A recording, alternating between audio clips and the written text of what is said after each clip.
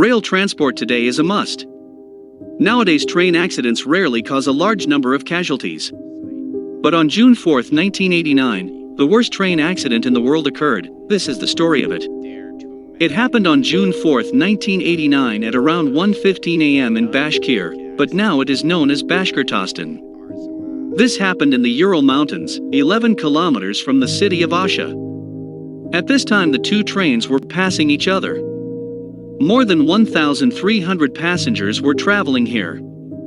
Among them were school children traveling to camps on the Black Sea coast.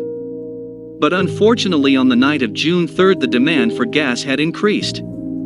As a result, the pressure in the gas pipe also increased, and due to this, a gas leak occurred in an area of 900 meters of the pipeline near the railway line. One of these trains exploded due to disease, and the result was an explosion of 10,000 tons of TNT. According to official reports, 575 people, including 181 children, died, and nearly 800 were hospitalized with burn injuries. It has taken the authorities nearly 17 hours to complete the hospitalization of patients. A commission was appointed on the afternoon of June 4th. It was chaired by Ginny Vedernikov, deputy chairman of the USSR's cabinet. June 5th was later declared a day of national mourning.